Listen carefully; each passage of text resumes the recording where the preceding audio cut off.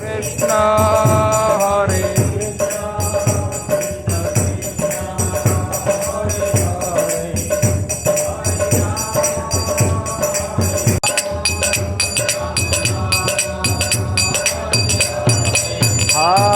कृष्ण कृष्ण कृष्ण हरे हरे हरे राम राम राम हरे हरे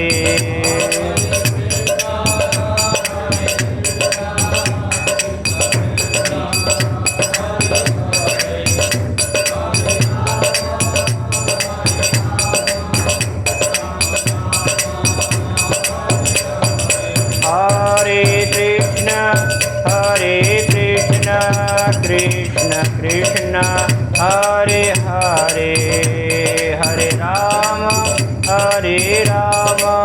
राम राम हरे हरे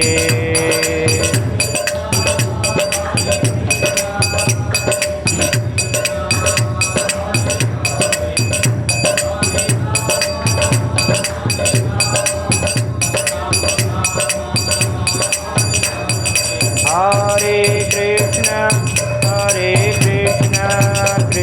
कृष्ण हरे हरे हरे राम राम राम हरे हरे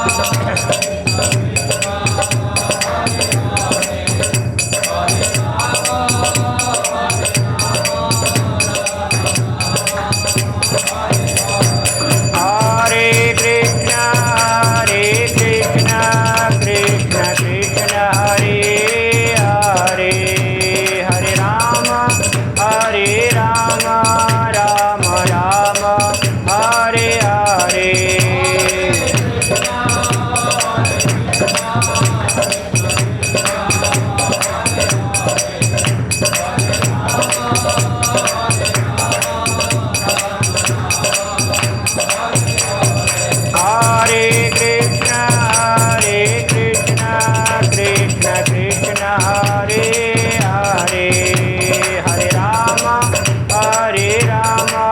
राम राम हरे हरे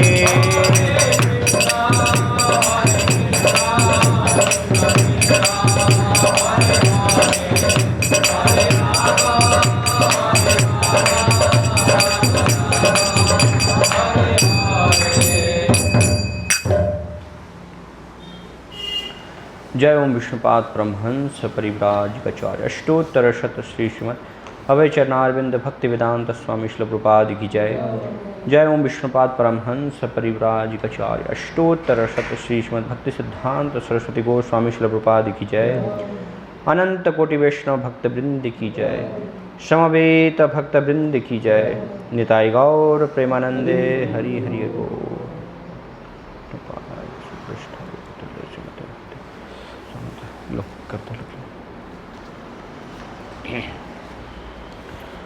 ओम नमो भगवते वासुदेवाय।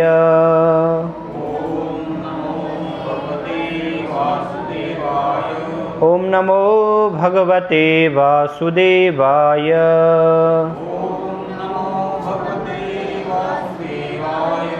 ओम नमो भगवते वासुदेवाय।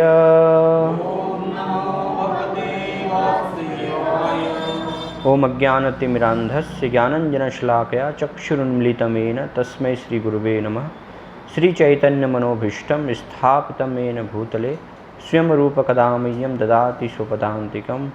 वन्देऽहं श्रीगुरो श्रीयुतः पदकमलं श्रीगुरून् वैष्णवांश्च श्रीरूपं साग्रजातं सहगण रघुनाथान्वितं तं सजीवं साद्वैतं श्रावदूतं परिजनसहितं कृष्णचैतन्यदेवं श्रीराधाकृष्णपादान् सहगण ललिता श्रीविशाखान्वितांश्च। जय श्री कृष्ण चैतन्य प्रभु नित्यानंद श्री अद्वैत गदाधर शिवासादि गौर भक्तवृंद। हरे कृष्णा कृष्ण कृष्ण हरे हरे, हरे राम राम राम हरे हरे। हरे कृष्णा। तो आप सभी का स्वागत है श्रीमद् भगवद गीता के 30वें दिवस में। कल हमने चर्चा किया था आत्मा के विज्ञान के बारे में कि किस प्रकार से हम ये शरीर नहीं हैं, हम आत्मा हैं। तो अलग अलग प्रकार से हमने समझने का प्रयास किया, एक सामान्य समझ के माध्यम से, है ना। कोई जब व्यक्ति मर जाता है तो हम कहते हैं कि वो चले गए, या वैज्ञानिक दृष्टिकोण से भी हमने जानने का प्रयास किया। मृत्यु के नज़दीक के जो अनुभव हैं उस आधार पर, या पुनर्जन्म का जो विज्ञान है, जो पूर्व जन्म की स्मृतियां हैं, तो ऐसे कुछ तथ्यों के आधार पर हमने कल जो है आत्मा के विज्ञान के बारे में समझा। और भगवान भगवद गीता में पूरा विस्तार से 2वें अध्याय में आत्मा के इस विज्ञान को वर्णन करते हैं कि किस प्रकार से आत्मा अविनाशी है। और साथ में देखा आत्मा का धर्म, है ना, आत्मा का धर्म क्या है, उसकी स्वाभाविक स्थिति क्या है, क्या भगवान के साथ जो उसका संबंध है प्रेम और सेवा का, है ना, उसको प्राप्त करके किस प्रकार से वो परम रूप से सुखी हो सकता है। तो ये सब हमने पूरा चर्चा करने का प्रयास किया।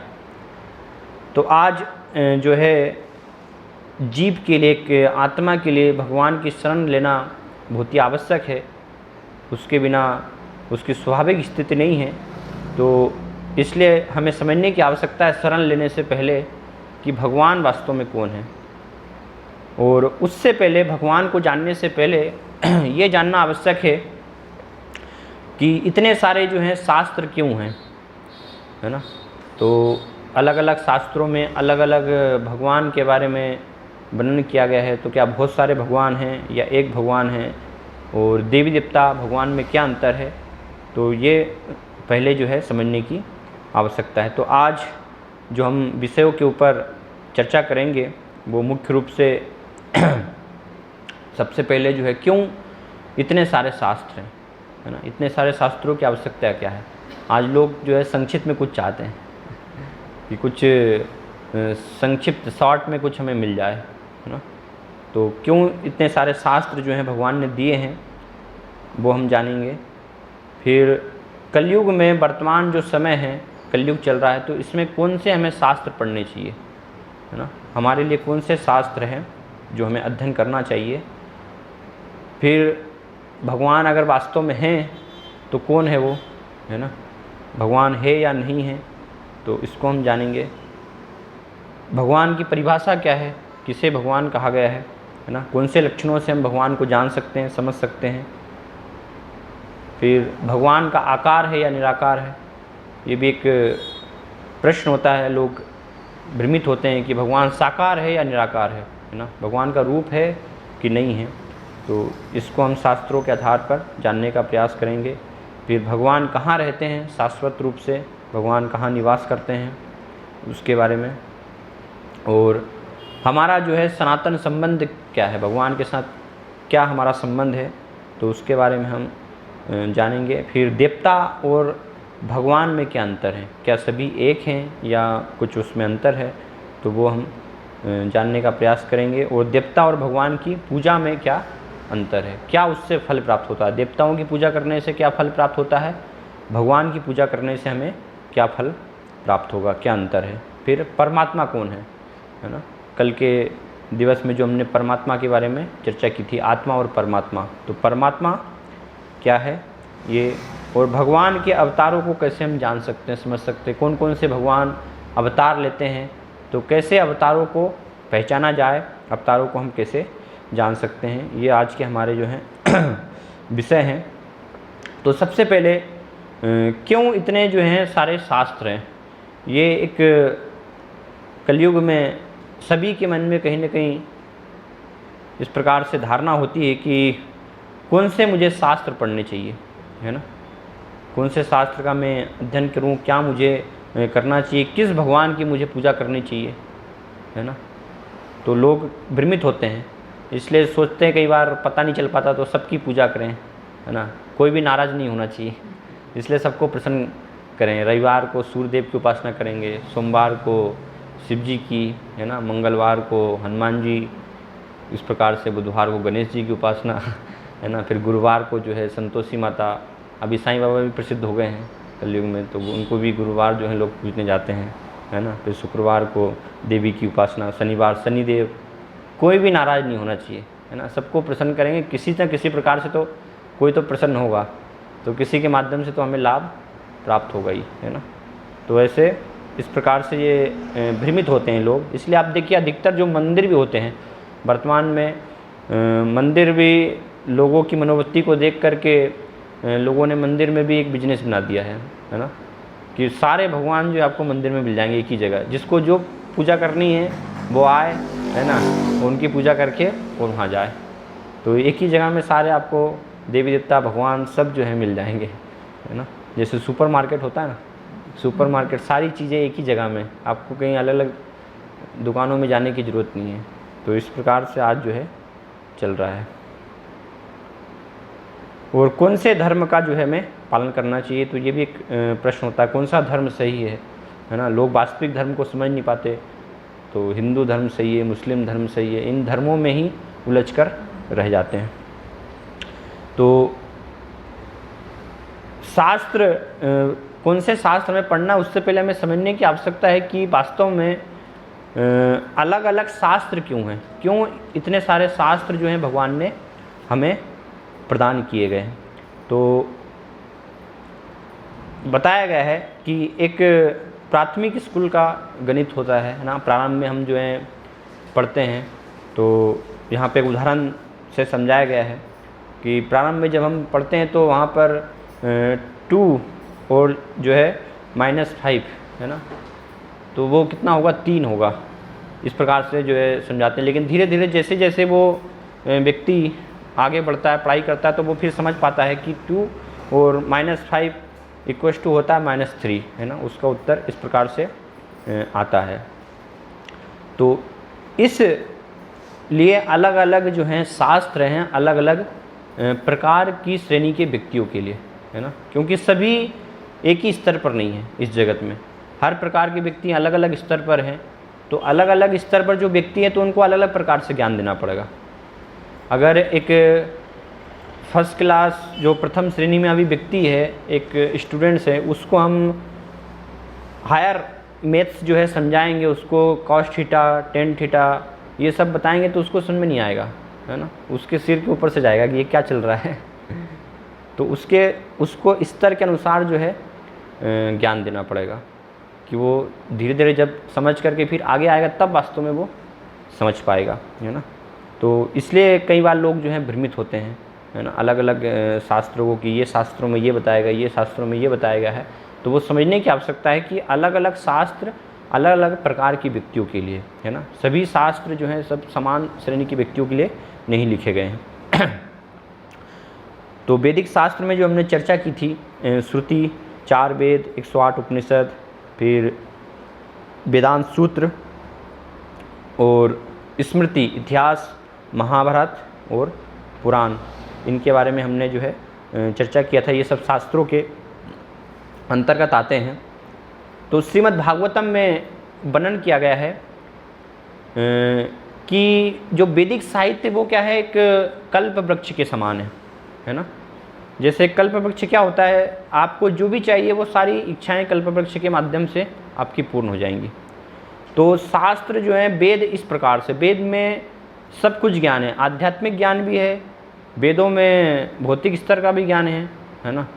आपको वेद में साइंस भी मिल जाएगा, मैथमेटिक्स भी मिल जाएगा, वहाँ पर जो है फिजिक्स भी है, केमिस्ट्री भी है ना, और उसमें जो है मेडिकल साइंस भी है, सोशियोलॉजी है, अलग अलग ऐसे बहुत सारे जो हैं विषय हैं। वेद का इसलिए अर्थ ही वेद अर्थात ज्ञान है ना, कि जो भी आपको ज्ञान चाहिए, तो इसलिए वेदों में 2 प्रकार की विद्या, परा विद्या और अपरा विद्या वहाँ पर जो है वर्णित की गई है।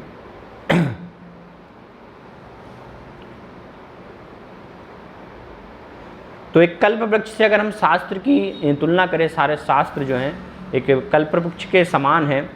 तो इस वृक्ष की जो शाखाएं हैं, वो शाखाएं क्या बताई गई हैं?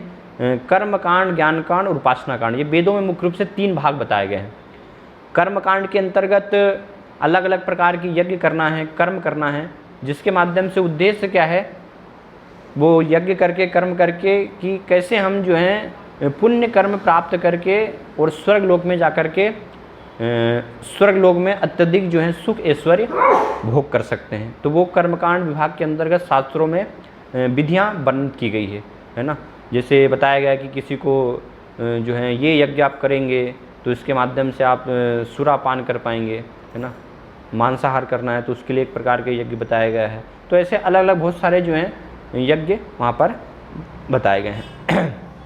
फिर ज्ञान कांड है ना, जो कर्म कांड से करते करते एक प्रकार से ऊब जाता है, तो ऐसे व्यक्ति फिर ज्ञान कांड में जो है आ जाते हैं, मतलब ज्ञान का अनुशीलन करना। फिर उपासना कांड, जिसमें कि विष्णु की उपासना और मुख्य रूप से अलग अलग देवी देवताओं की उपासना वहाँ पर जो है करने का विधान बताया गया है। तो ये सब कुछ इच्छाओं के लिए है मुख्य रूप से, है ना। कुछ न कुछ लोग जो हैं करते हैं भौतिक इच्छाओं के लिए, इसलिए इन तीनों को बताया गया। कर्म कांड, ज्ञान कांड, केवल विषेर भांड, शास्त्रों में बताया कि ये क्या है? विष के प्याले हैं, है ना।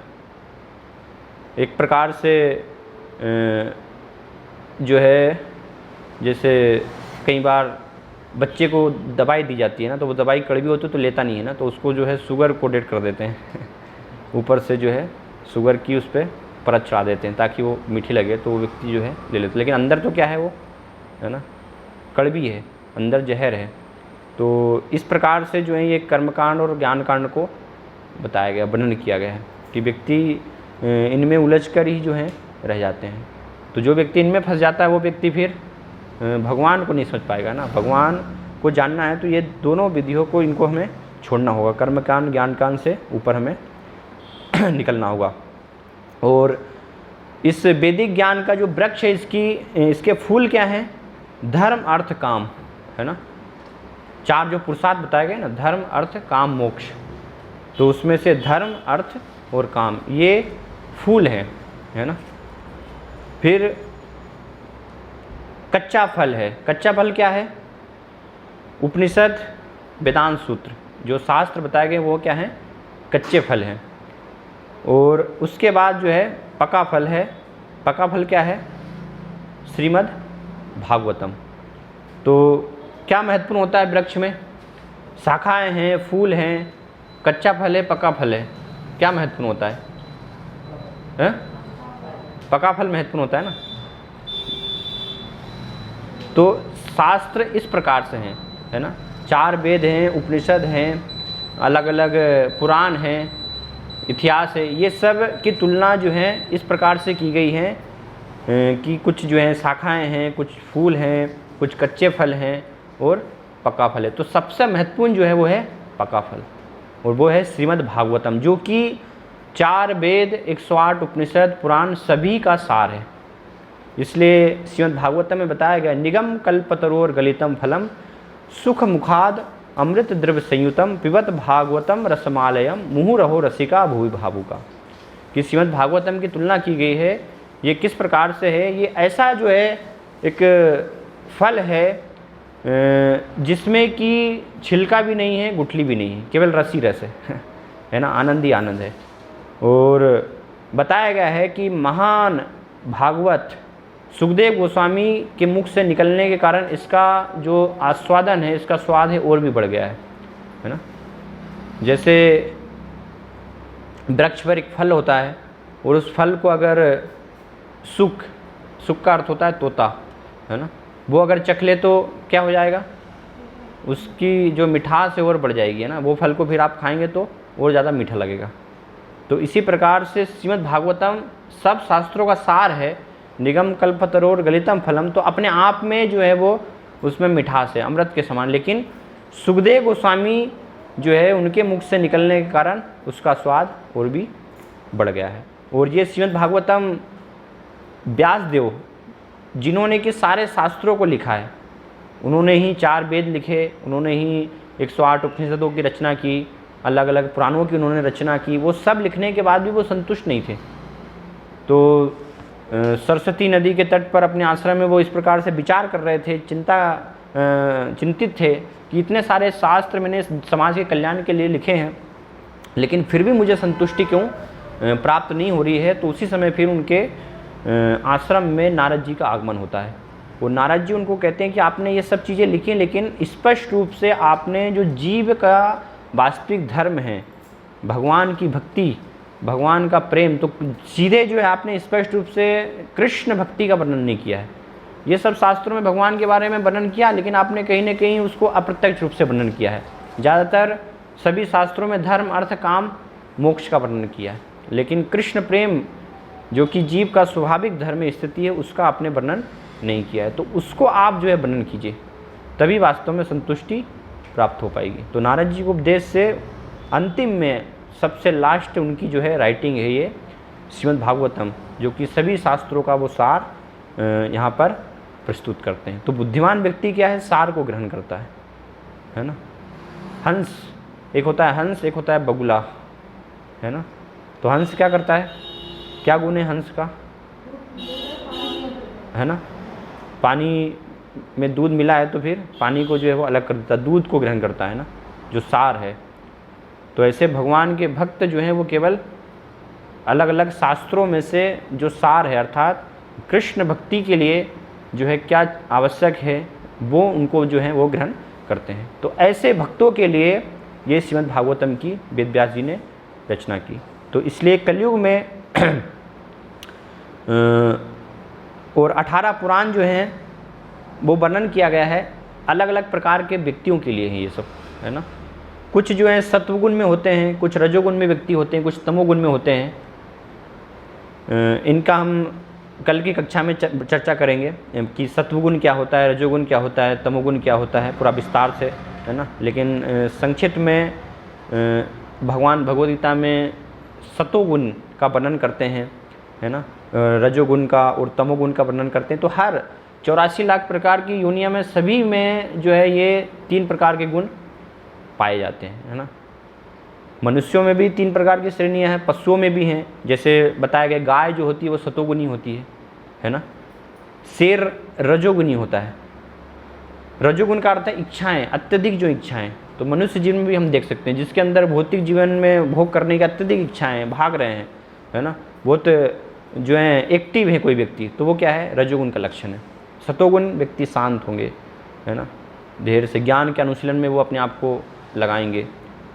तो इस प्रकार से वर्णन किया गया है। तो ऐसे हर में है ना। गाय जो है वो सतोगुण में है, फिर शेर रजोगुण में है, और भैंस जो है तमोगुण में है ना। इसलिए आपने देखा है वो दलदल में, कीचड़ में जो है बिटती है।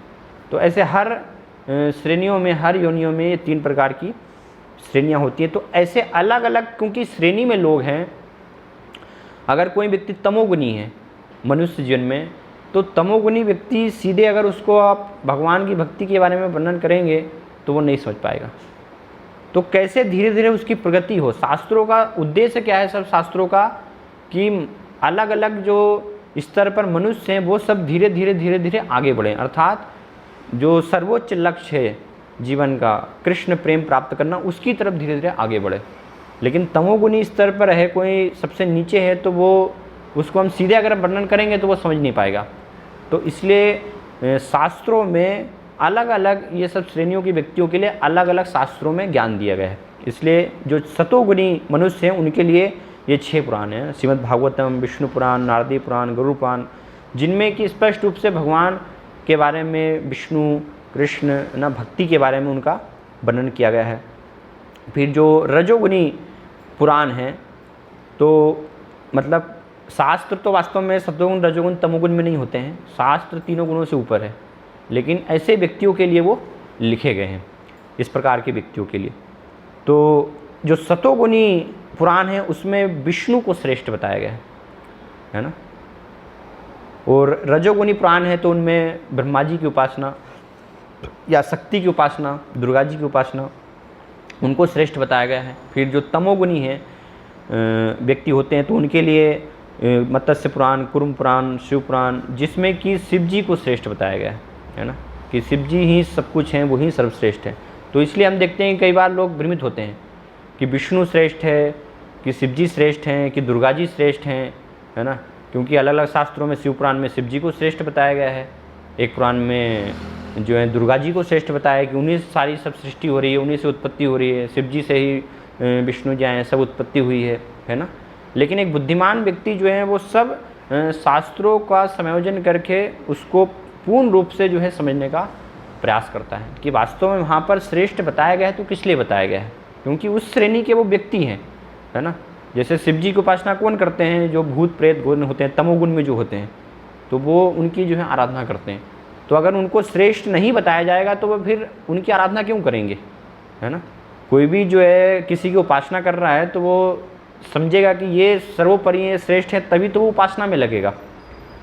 तो इसलिए अलग अलग पुराणों में अलग अलग प्रकार से अलग अलग देवी देवताओं को वहाँ पर श्रेष्ठता की स्थिति बताई गई है। और उसका मुख्य उद्देश्य ये है कि धीरे धीरे वो पूजा करके वास्तव में उनका शुद्धिकरण हो।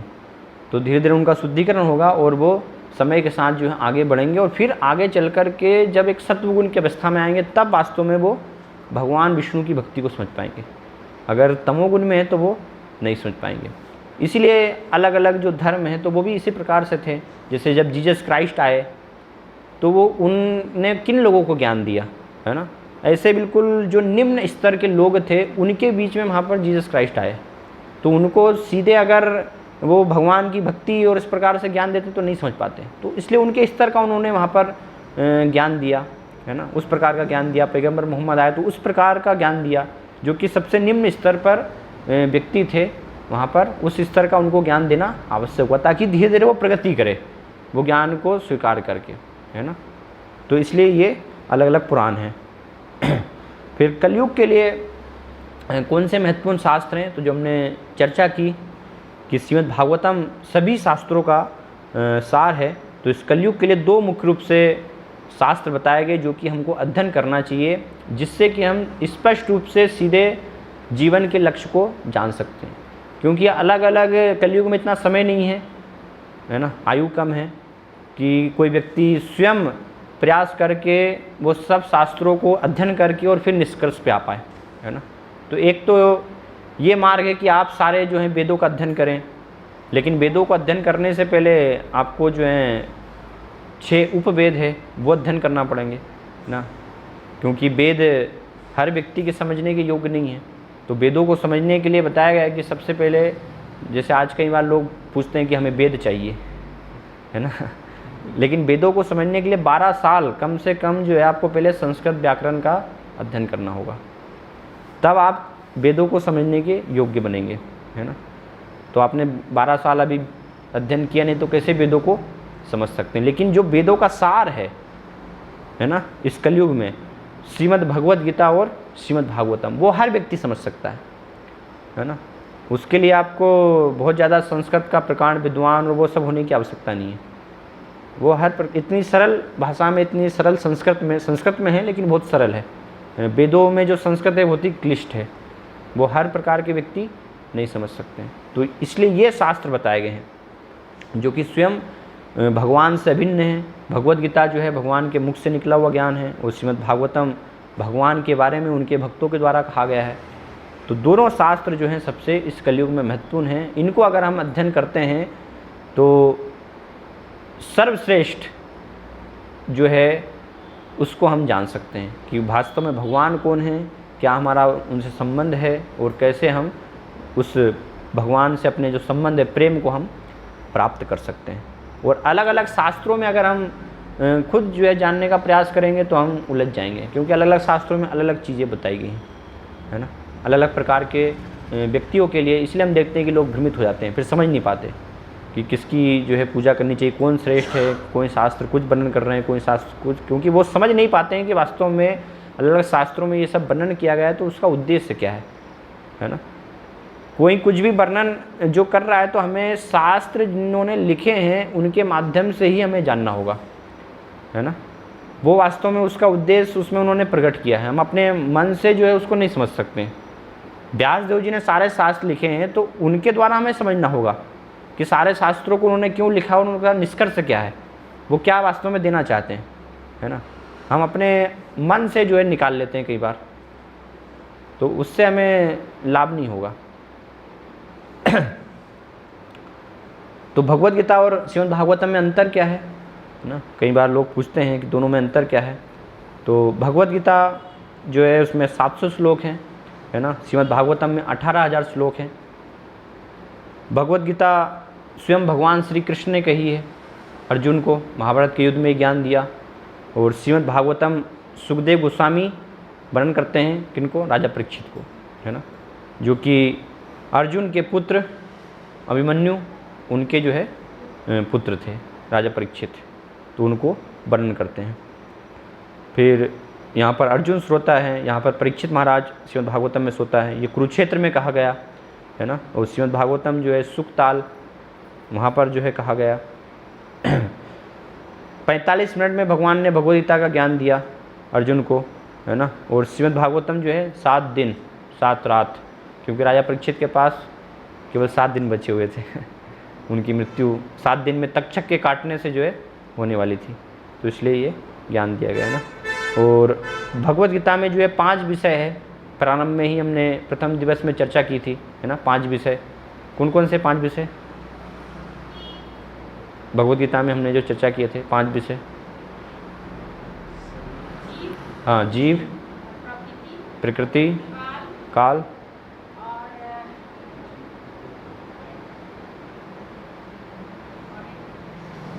जीव के बाद ईश्वर, है ना, जीव, ईश्वर, प्रकृति, काल और कर्म, है ना। इस प्रकार से 5 जो है विषय हमने चर्चा की थी। और श्रीमद् भागवतम में जो है 10 विषय हैं, वहाँ पर बताया गया है अत्र सर्ग विसर्गश्च स्थान पोषण मूतय मनवंतर ऐशानुकथा निरोधो मुक्तिर आश्रय।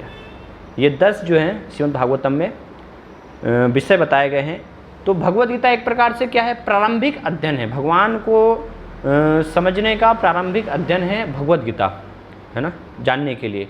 भगवान भगवद गीता में अपना अंतिम निष्कर्ष जो सार है वो भगवान कहते हैं सर्वधर्मान परित्यज्य माम एकम शरणम व्रज, कि सभी जो तथाकथित धर्म हैं उनको छोड़ करके और एकमात्र मेरी शरण ग्रहण करो, मेरी शरण में आओ। लेकिन भगवान की शरण लेनी कैसे है, भगवान की शरण वास्तव में होती क्या है ना। जो भगवान के शरणागत होते हैं तो किसे शरण कहा गया है, उसकी शुरुआत होती है श्रीमद् भागवतम से, है ना। इसलिए भगवद गीता क्या है, उसको एक प्रकार से हम मान सकते हैं 12th का ज्ञान, है ना, कहें एक साधारण भाषा में। और श्रीमद् भागवतम जो है वो क्या है, ग्रेजुएशन, है ना। तो जब तक आपने 12th नहीं किया है तो आप ग्रेजुएशन समझ पाएंगे क्या नहीं, है ना। तो इसलिए पहले जो है भगवद गीता से शुरुआत करना आवश्यक है। भगवान को जब हम समझना प्रारंभ करते हैं, भगवद गीता को जब हम समझेंगे तो फिर हम श्रीमद् भागवतम में प्रवेश कर पाएंगे, है ना, उसको अच्छे से समझ पाएंगे। शरणागति वास्तव में भगवान की क्या है, जिन्होंने शरणागति ली है तो उसमें उदाहरण से सिखाया गया है महान की वास्तव में भगवान के जो शरणागत होते हैं भक्त, वो उनका जीवन क्या होता है। तो पांडव हैं, राजा परीक्षित हैं, और आप देखेंगे भीष्म पितामह, उनका श्रीमद् भागवतम में वर्णन किया, प्रहलाद महाराज, ध्रुव महाराज, है ना, अम्बरीश महाराज, ऐसे सब महान भक्तों का वर्णन किया गया है। तो ये शास्त्रों का जो है उद्देश्य है, अलग अलग शास्त्र इसलिए वर्णन किए गए हैं। तो प्रश्न होता है कि क्या वास्तव में भगवान है, और अगर है तो वह कौन है ना। क्योंकि वैज्ञानिक गण आज इसको जो है स्वीकार नहीं करते हैं, तो हम 3 जो है दृष्टिकोण से, एक तर्क के दृष्टिकोण से जो है समझने का प्रयास करेंगे कि वास्तव में भगवान है कि नहीं है, एक वैज्ञानिक दृष्टिकोण से, और फिर शास्त्र प्रमाण से कि वास्तव में भगवान है, और अगर है तो वो कौन है ना। तो तर्क के दृष्टिकोण से अगर हम देखें एक सामान्य जो है, तो कोई भी अगर हम एक कला देखते हैं ना, जो है आर्ट, अगर हम देखें कोई भी, किसी ने एक पेंटिंग बनाई है ना, कुछ पेंटिंग है, कुछ भी है, तो स्वाभाविक रूप से जो है प्रश्न आना चाहिए कि कोई भी कला है तो एक उसके पीछे एक कलाकार होना चाहिए, है ना। बिना कलाकार के जो है कला अपने आप में प्रकट नहीं हो सकती है। फिर कुछ भी व्यवस्था हम देख रहे हैं इस प्रकृति में जो पूरा व्यवस्थित है, ये प्रकृति चल रही है, तो उसके पीछे एक व्यवस्थापक भी होना चाहिए, है ना। ये एक सामान्य तर्क से कोई भी व्यक्ति समझ सकता है। कुछ सर्जन है हम इस सृष्टि में देख रहे हैं, तो उसका एक पीछे जो है उसको उत्पन्न करने वाला, प्रकट करने वाला सर्जक भी होना चाहिए। कुछ डिज़ाइन है तो उसके पीछे डिज़ाइनर भी होना चाहिए। ऐसा नहीं कि सब कुछ अपने आप जो है प्रकट हो गया। इस शक्ति देख रहे हैं जगत में हम, भगवान की शक्ति, तो शक्तिमान होना चाहिए उसके पीछे। ऐसा नहीं कि शक्ति अपने आप आ रही है, वो बुद्धिमानी नहीं है वास्तव में। कुछ नियम है, जगत में नियम चल रहे हैं। यहाँ पर हम देखते हैं प्रकृति में जो है ना, चंद्र हैं, सूर्य हैं, ये सब अपने आप जो है कुछ नियम के अनुसार चल रहे हैं ना। अलग अलग ऋतुएं अलग अलग समय पे आ रही हैं, तो क्या सब अपने आप तो नहीं हो रहा है। तो नियम को किसने बनाया, कोई बनाने वाला तो होना चाहिए, ऐसा नहीं कि अपने आप चल रहा है। तो इस प्रकार से हम जो है ये कुछ सामान्य ऐसे तर्कों के आधार पर भी हम विचार कर सकते हैं कि ये सृष्टि है तो कोई ना कोई फिर इस सृष्टि को बनाने वाला, इसको चलाने वाला होना चाहिए। लेकिन वैज्ञानिक गण जो है क्या कहते हैं, क्या मानते हैं वैज्ञानिक कि इस सृष्टि की उत्पत्ति कैसे होती है? आपने पढ़ा होगा एजुकेशन, है ना, बिग बैंग थ्योरी सुनिए सबने। क्या है बिग बैंग थ्योरी? कि एक धमाका हुआ, विस्फोट, है ना, और विस्फोट से क्या हुआ, ये जगत जो है प्रकट हो गया। तो एक सामान्य जो है ये तर्क है कि अगर आप जो है कहीं विस्फोट करें तो उससे कोई निर्माण होगा। मान लीजिए यहाँ पर एक हम जो है बम फोड़ दें अभी, तो उससे एक बहुत सुंदर जो है बिल्डिंग बन करके तैयार हो जाएगी विस्फोट के बाद। ऐसा होगा क्या? विस्फोट से जो है डिस्ट्रक्शन होता है, कभी भी जो है कंस्ट्रक्शन नहीं होता है ना। आज तक इतिहास में कैसा, अभी कभी भी ऐसा नहीं हुआ। लेकिन वैज्ञानिक गण कह रहे हैं तो श्री वैज्ञानिक उवाच है, तो इसलिए हम स्वीकार करते हैं, है ना। स्कूल में पढ़ाया जा रहा है, वैज्ञानिक कह रहे हैं भाई, तो मानना पड़ेगा, है ना। तो या फिर कहते हैं बाई चांस थ्योरी, ये भी आपने सुनी होगी, है ना। जगत प्रकट हुआ कैसे, बाई चांस आ गया सब कुछ अपने आप, है ना। अचानक से जो है अपने आप से सब कुछ आ गया। लेकिन बाई चांस कुछ भी नहीं होता, हर एक के पीछे जो है कारण है ना। कुछ भी कार्य हो रहा है तो उसके पीछे जो है कारण है, बाई चांस कुछ भी नहीं है। आपको दिखाई दे रहा है यहाँ पर? हाँ, है ना। तो बाई चांस थ्योरी है, जिसको कि बहुत सारे जो है वैज्ञानिक भी स्वीकार नहीं कर रहे हैं। वैज्ञानिकों ने ये थ्योरी दी है, लेकिन वैज्ञानिक गण भी उसको जो है स्वीकार नहीं कर रहे हैं, है ना। या वैज्ञानिक गण बोलते हैं हम कैसे उत्पन्न हुए, मनुष्य जीवन कैसे आया है, क्या पढ़ाते हैं स्कूल में, कैसे मनुष्य जीवन उत्पन्न हुआ? बंदर से ना, डार्विन थ्योरी, डार्विनवाद जो है उसको हम पढ़ाते हैं। बहुत सारे वैज्ञानिकों ने उसको रिजेक्ट कर दिया है, लेकिन फिर भी भारत में जो है वो गलत प्रथा अभी चली आ रही है जब से, तो फिर वो अभी तक भी उसको पढ़ाया जा रहा है, जबकि दूसरे वैज्ञानिक उसको स्वीकार नहीं कर रहे हैं कि जो भी डार्विनवाद ने दिया ये सब कुछ गलत है ना। और अगर आ रहे हैं तो वैज्ञानिकों को हम चुनौती देते हैं कि अगर आप बोल रहे हैं कि मनुष्य जो है बंदर से आया, तो फिर अभी क्यों नहीं आ रहे बंदर से? अभी भी आना चाहिए ना बंदर से। बताइए, आप प्रकट करके बता दीजिए, उत्पन्न करके अपनी प्रयोगशाला में कि बंदर से जो है मनुष्य प्रकट हो रहे हैं, है ना। लेकिन नहीं, स्कूल में उसको पढ़ाया जाता है, हम उसको स्वीकार करते हैं, है ना। एग्ज़ाम में भी लिखते हैं डार्विनवाद, जो कि पूरा गलत जो है सिद्धांत है ना। बंदर से हम नहीं आए, मनुष्य जो जीवन है वो पूरा शास्त्रों में वर्णन किया है किस प्रकार से भगवान की सृष्टि है, भगवान के माध्यम से वास्तव में माता पे लाइफ कम फ्रॉम लाइफ, है ना। जीवन जो है कभी भी जड़ पदार्थ से नहीं आता है, कभी भी केमिकल से जो है नहीं आता। वैज्ञानिक कहते हैं केमिकल में कुछ मिश्रण हुआ अचानक से बाई चांस, और वो मिश्रण से जीवन जो है ये लाइफ उत्पन्न हो गई, प्रकट हो गई। लेकिन जड़ पदार्थ से कभी भी जीवन नहीं आता। जीवन आता है एक जीवित व्यक्ति से वास्तव में, है ना। माता पिता के माध्यम से जो है जीवन आता है। तो वैज्ञानिकगण आज तर्क करते हैं कि हम, और आज प्रकट भी कर रहे हैं वो, है ना। प्रयोगशाला में जो है एक बच्चे को जन्म दे देते हैं, वो प्रकट करते हैं, है ना, प्रयोगशाला में बनाते हैं। लेकिन वहाँ पर भी आप देखिए वो जो है प्रयोगशाला में अगर वो प्रकट कर रहे हैं, बना रहे हैं, एक बच्चे को जन्म देने का जो है प्रयास कर रहे हैं, तो वहाँ पर भी जो उसके लिए जो आवश्यक तत्व है तो वो किससे ले रहे हैं? वो भी एक स्त्री पुरुष से ही ले रहे हैं, है ना। और उसको बनाने के लिए भी तो एक व्यक्ति चाहिए ना। ऐसा नहीं कि जो है आपने वो तत्व ले लिए सारे और जो है तो उसमें कोई बड़ी बात नहीं है। और फिर वैज्ञानिक उनको आविष्कार मिल जाता है कि देखिए हमने जीवन उत्पन्न कर दिया लेकिन वो तो भगवान की जो है प्रकृति में व्यवस्था में एक माता पिता के माध्यम से अपने आप वो जीवन उत्पन्न हो रहा है, तो उसमें कोई बड़ी बात नहीं है ना। तो ये सारे जो है वैज्ञानिकों के भी इस प्रकार से गलत तर्क हैं। एक सामान्य एक बुद्धिमान व्यक्ति उसको समझ सकता है बहुत सरलता से। फिर शास्त्रों में जो है क्या बताया गया है, शास्त्रों में स्पष्ट रूप से भगवान के बारे में वर्णन किया गया है कि किस प्रकार से सृष्टि भगवान ने की, हम भगवान से आए हैं, है ना। तो शास्त्र के आधार पर हम जो है उसको जानेंगे कि भगवान वास्तव में साकार है या निराकार है ना। भगवान का रूप है नहीं है भगवान, क्योंकि लोग सोचते हैं भगवान मतलब क्या, एक शक्ति कई बार जो है ना, तो ऐसा नहीं है।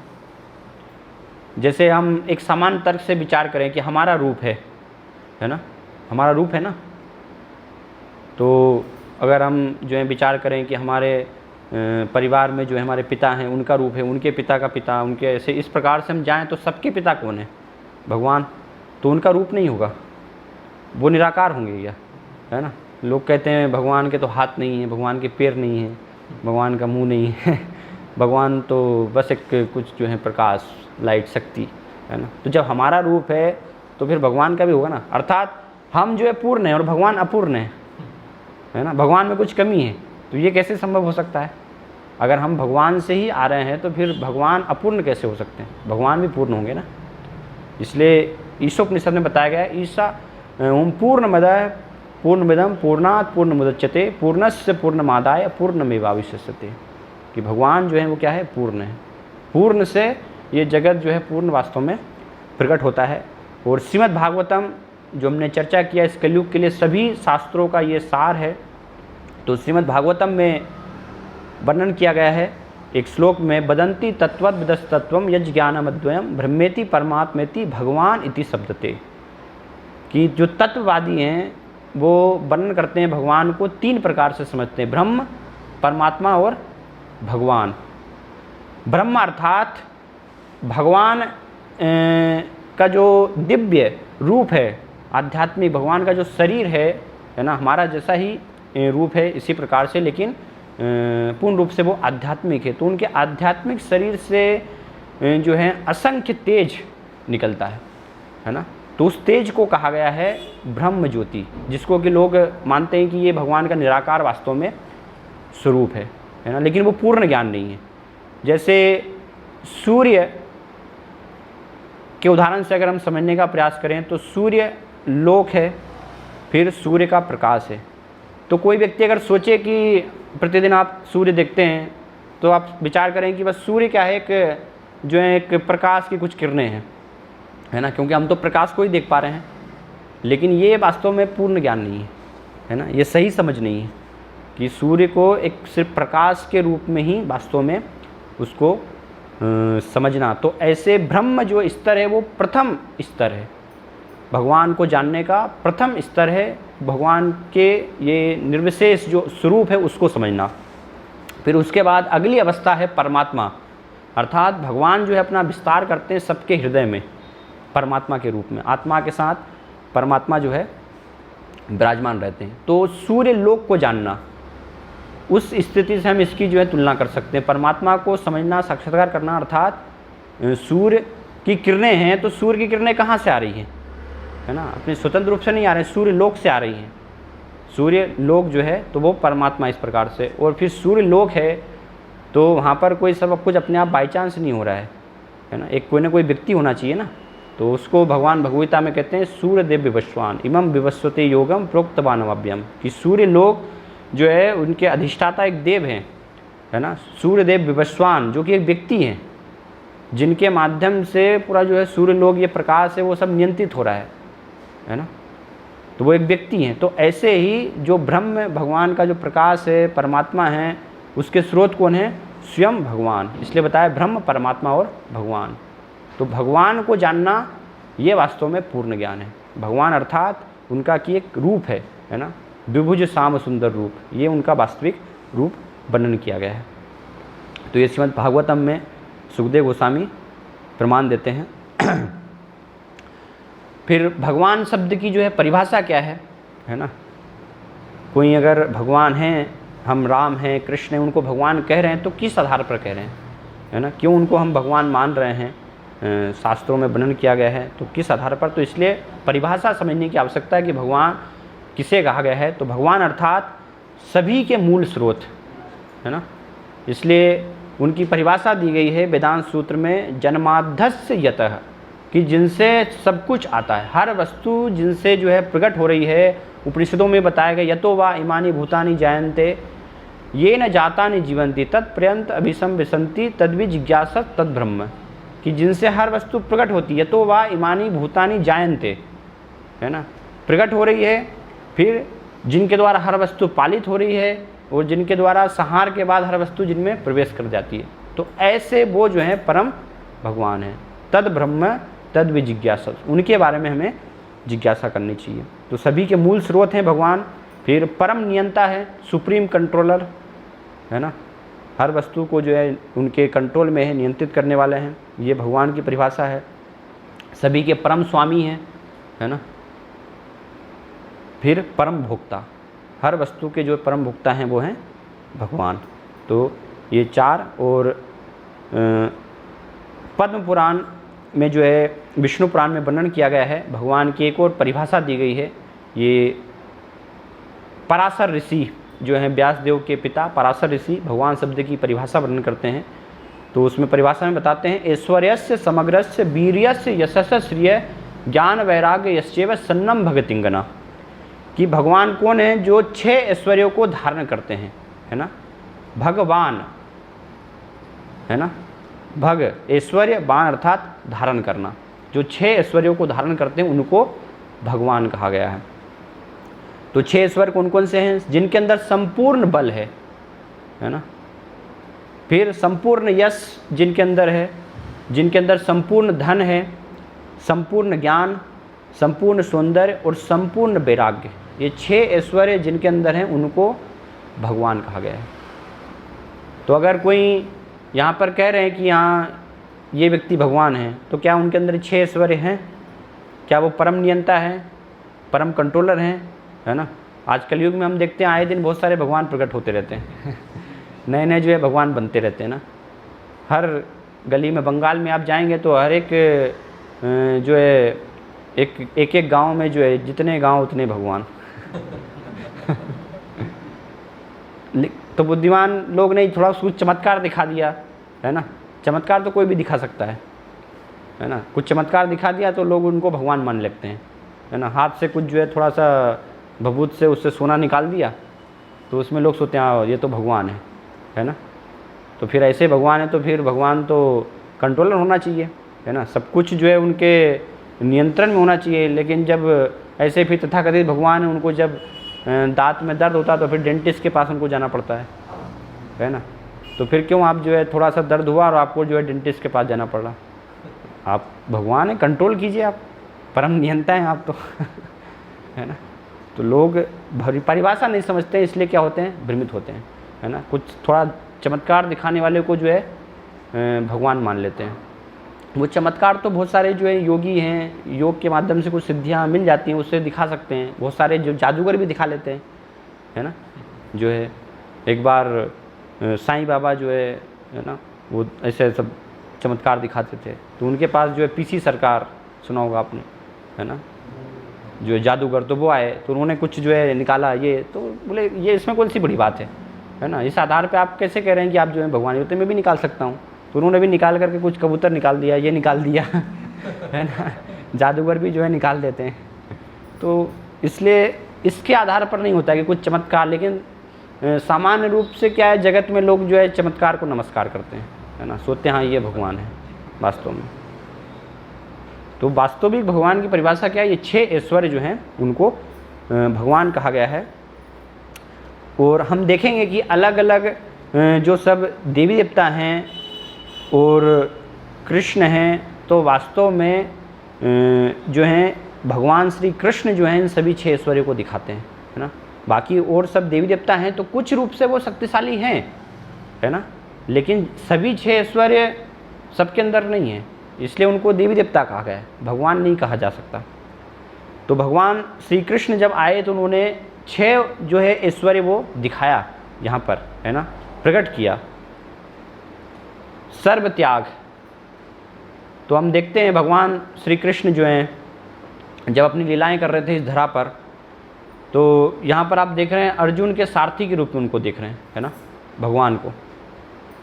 तो इतनी जो है निम्न स्थिति को भगवान जो है स्वीकार कर रहे हैं, ये त्याग दिखा रहा है कि भगवान जो है सबके स्वामी हैं, सभी ऐश्वर्य के स्वामी, लेकिन फिर भी जो है पूर्ण रूप से उनके अंदर वैराग्य का गुण है ना। वो त्याग के सर्वोच्च स्तर को यहाँ पर दिखा रहे हैं कि एक छोटा सा निम्न जो है पद सारथी का कितना निम्न तुच्छ पद होता है, उस पद को जो है स्वीकार कर रहे हैं। या वर्णन है भगवान की लीलाओं में कि जब महाराज युधिष्ठिर राजसू यज्ञ कर रहे थे तो राजसू यज्ञ में सब अलग अलग प्रकार से लोग अलग अलग प्रकार से सेवा कर रहे थे, वहाँ पे सारे विश्व से राजा महाराजा लोग आए, लेकिन भगवान ने क्या सेवा वहाँ पर स्वीकार की, सब जो है ऋषि मुनि सब लोग आ रहे थे उनके चरण धोने की सेवा, है ना, वो भगवान ने तुच्छ जो है सेवा वहाँ पर स्वीकार की। तो सर्व रूप से त्याग। या भगवान राम के जीवन में हम देखते हैं कि जब अगले दिन जो है राम को राज्याभिषेक किया जाना है ना, अयोध्या के राजा बनने वाले हैं, लेकिन एक दिन पहले उनको जो है पता चलता है, क्या पता चलता है कि आपको अब जो है वनवास के लिए जाना है ना, भरत का जो है राज्याभिषेक होगा। तो भगवान राम चिंतित हुए, वहाँ पर विचलित हुए, थोड़ा सा भी जो है उनको संकोच वहाँ पर नहीं हुआ, पूर्ण जो है प्रसन्नता के साथ जो है उन्होंने ये आज्ञा को स्वीकार किया कि ठीक है सहर्ष जो है वनवास, लेकिन हम होते तो उस जगह पे, है ना, क्या होता है युद्ध हो जाता है ना, कैसे मेरा अधिकार आप जो है छीन रहे हैं है ना, मैं ही राजा बनूंगा तो भगवान राम ने जो है त्याग किया। तो ये सर्वपूर्ण रूप से त्याग जो है भगवान यहाँ पर दिखाते हैं अपने आचरण से। फिर सर्वशक्तिमान, है ना, इस जगत में भी बहुत सारे जो हैं शक्तिमान हो सकते हैं, लोग जो हैं शक्ति प्रदर्शित करते हैं, है ना, बहुत सारे बलवान होते हैं, खली और अलग अलग लोग जो है, लेकिन वो थोड़े समय के लिए शक्ति, उनकी एक सीमित शक्ति होती है ना वास्तव में, लेकिन भगवान संपूर्ण रूप से शक्ति। और हर अवस्था में भगवान जब छोटे से थे 3 महीने विशाल पूतना राक्षसनी का वध किया उन्होंने 7 वर्ष की उम्र में। यहाँ पर आप देख रहे हैं भगवान गोवर्धन पर्वत धारण किए हुए है ना, और छोटी उंगली पर अपनी, है ना, बाएं हाथ की, जो इसमें ज़्यादा शक्ति नहीं होती है लेकिन इस पर जो है भगवान ने इतना विशाल जो है गोवर्धन पर्वत को धारण किया, है ना। तो ये दिखाया कि कैसे भगवान जो हैं सर्वशक्तिमान, हर अवस्था में भगवान सर्वशक्तिशाली होते हैं। फिर सर्व ज्ञान, भगवान भगवद्गीता में कहते हैं कि इस सृष्टि के जो है कोने कोने में क्या है, सृष्टि में हर जगह भूत वर्तमान भविष्य, है ना, सब कुछ जो है भगवान जानने वाले हैं, हर कुछ जो है भगवान जानते हैं। इसलिए आप देखिए भगवान ने जो ज्ञान दिया भगवद गीता कब दिया हम जानते 5000 वर्ष पूर्व, लेकिन भगवान भगवद्गीता में कहते हैं ये लाखों वर्ष पहले मैंने सूर्यदेव विवस्वान को दिया था। अर्जुन तुमको देने से पहले भी मैंने लाखों वर्ष पूर्व सूर्यदेव विवस्वान को ये ज्ञान दिया था। तो वही ज्ञान जो है भगवद गीता 5000 वर्ष पूर्व से जो है अभी तक भी प्रसिद्धि है। सारे विश्व में जो है भगवद गीता की महत्ता है, लोग इसको जो है पढ़ रहे हैं, है ना, ये ज्ञान का अनुशीलन अपने जीवन में कर रहे हैं। कोई आपको ऐसा कोई बुक या कोई याद है कि आज से 500 साल पहले लिखी गई हो, है ना, वो लोग उसकी प्रसिद्धि है, लेकिन ये अभी तक भी जो है प्रसिद्ध है, क्योंकि ये ज्ञान हर समय के लिए है ना, हर देश काल परिस्थिति हर समय के लिए कभी भी ये ज्ञान परिवर्तित नहीं होता है। तो इस प्रकार से संपूर्ण ज्ञान।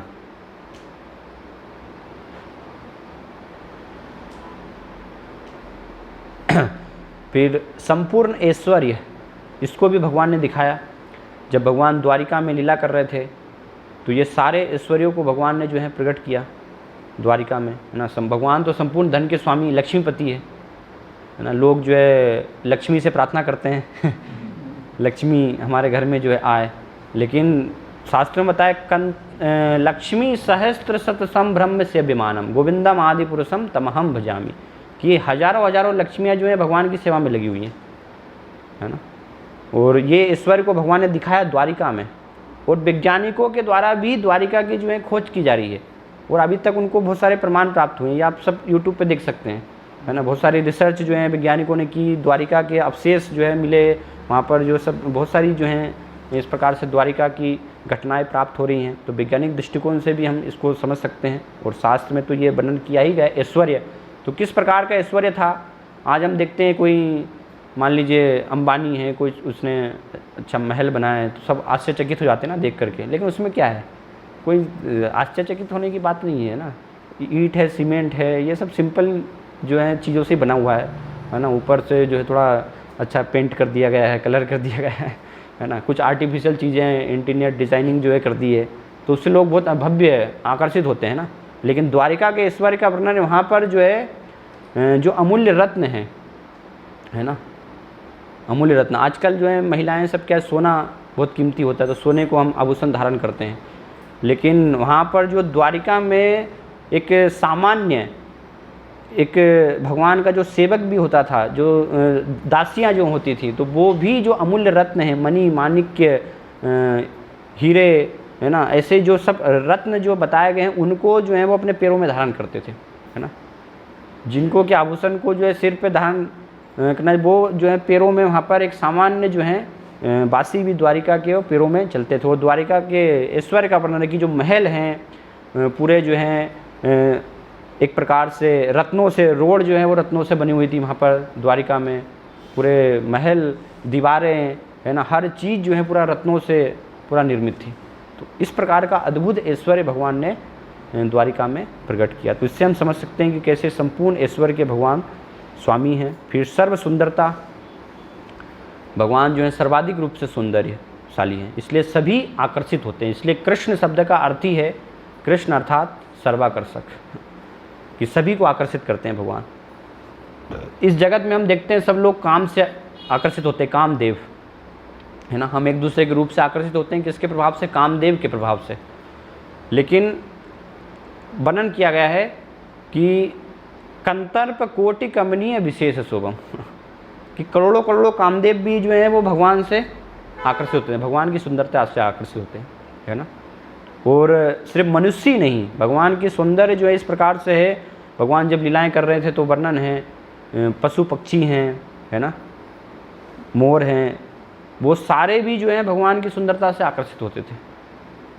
इस प्रकार से सब भगवान के सुंदर को देख करके और आनंदित होते थे।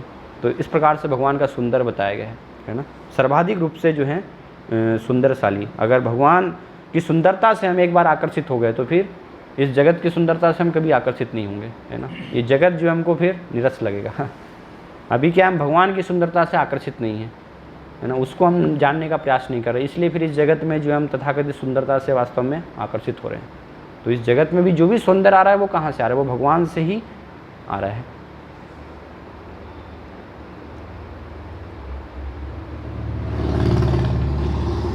और शास्त्रों में वर्णन किया गया है ना।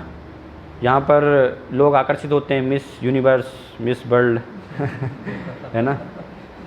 लेकिन तुलना की गई है कि स्वर्ग लोक में जो अप्सराएं हैं उनकी जो सुंदरता है, तो यहाँ पर भौतिक जगत में जो सर्वश्रेष्ठ सुंदरियाँ हैं वो उनके जो है चरणों के नाखूनों के बराबर भी उनकी सुंदरता नहीं है ना। स्वर्गलोक में इतने जो हैं सब उर्वशी, रंभा, वो सब इतनी जो है सुंदरता है उनकी।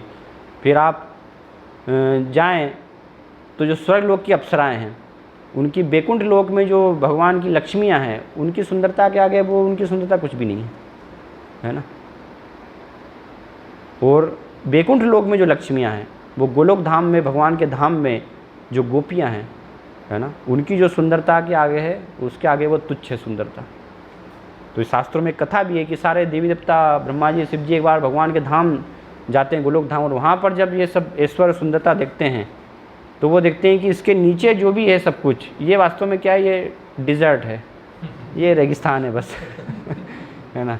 हम तो अपने उससे ही जो है प्रभावित हो रहे थे, लेकिन जब वो देखा, है ना, तो फिर उनको उसका जो है साक्षात्कार। और ऐसे जो हैं सब गोपियाँ वो किनसे आकर्षित हो रही हैं, जो कि करोड़ों करोड़ों गुना इनसे ज़्यादा जो है सुंदर हैं। वो किनसे आकर्षित हो रही हैं, भगवान श्री कृष्ण के सौंदर्य से, है ना। तो इससे हम समझ सकते हैं कि भगवान जो है कितने वास्तव में सुंदरशाली हैं। फिर सर्व कीर्ति, है ना, भगवान की जो है सभी जगत में जो है सर्वश्रेष्ठ रूप से कीर्तिमान है। भगवान का यश है, प्रसिद्धि है भगवान की, है ना। हमेशा भगवान जो है प्रसिद्ध रहते हैं। सारे लोग जो हैं इस एक भौतिक जगत में कलयुग में हो सकता है कि लोग बहुत सारे नहीं जान पाएँ, है ना, लेकिन स्वर्ग लोक अलग जो हैं बहुत सारे ब्रह्मांड हैं, तो सब में भगवान को लोग जानते हैं। तो ऐसे भगवान सर्वाधिक रूप से जो है कीर्तिशाली हैं। और स्वयं भगवान इसको जो है भगवद गीता में वर्णन करते हैं, ये सर्वश्रेष्ठता को बताते हैं अर्जुन को कि मत्तः परतम नान्यत किंचित अस्ति धनंजय मयि सर्वदम प्रोतम सूत्रे मणि गणाइव। भगवान जो है भगवद गीता में कहते हैं कि मुझसे परे और मुझसे श्रेष्ठ कुछ भी नहीं है ना। तो भगवान स्वयं बता रहे हैं, क्योंकि अगर भगवान हमें नहीं बताएंगे तो हम कैसे जान पाएंगे। जैसे मान लीजिए आपको कोई श्रेष्ठ व्यक्ति है, नरेंद्र मोदी है, उसके बारे में जानना है, तो कैसे जानेंगे आप, किस प्रकार से जान पाएंगे।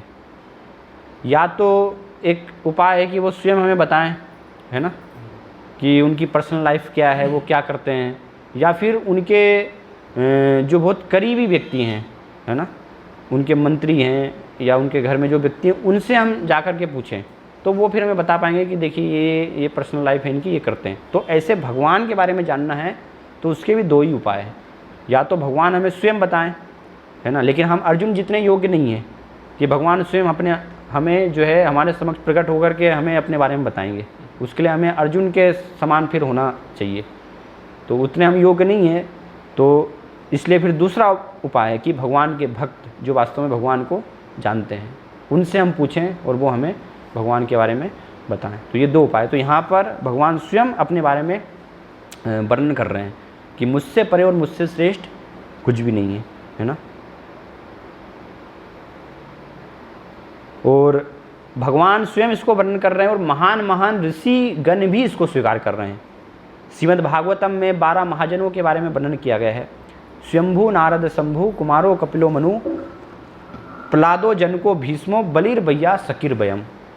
ये 12 जो है महाजन बताए गए हैं। शिव जी, ब्रह्मा जी, नारद जी, 4 कुमार, भीष्म पितामह, सुखदेव गोस्वामी, बलि महाराज, जनक महाराज, भगवान कपिल देव, प्रहलाद महाराज, मनु महाराज और व्यासदेव, है ना। तो ये 12 महाजन जो हैं, महाजन अर्थात धर्म के ज्ञाता, जो भक्ति तत्व को, धर्म तत्व को जानते हैं।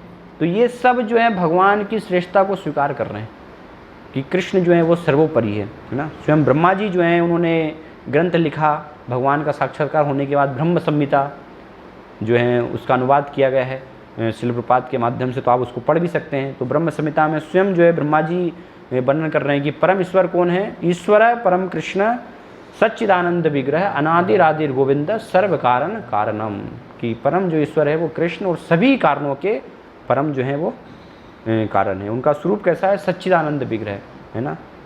और स्वयं जो है सुखदेव गोस्वामी श्रीमद् भागवतम में भगवान के अलग अलग अवतारों का वर्णन करते हैं और अवतारों का वर्णन करने के बाद फिर वर्णन करते हैं एते चांस कला पुंस कृष्णस्तु भगवान स्वयं इंद्रारी व्याकुलम लोगम मृगयंती युगे युगे, कि मैंने जो तुम्हें अलग अलग अवतारों के बारे में वर्णन किया, भगवान के असंख्य अवतार हैं, राम नरसिंह बराह, भगवान जो है अलग अलग अवतार लेते हैं।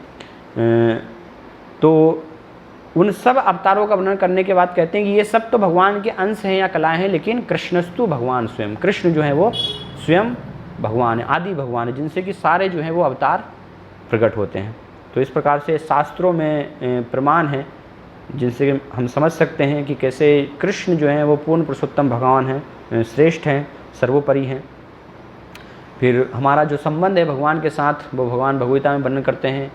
मवे बांसो जीव लोके जीव भूत सनातन मनसष्टानि इंद्रियानि प्रकृति स्थानी करसती, कि हमारा जो संबंध है वो क्या है कि हम भगवान के जो हैं सनातन अंश हैं, है ना।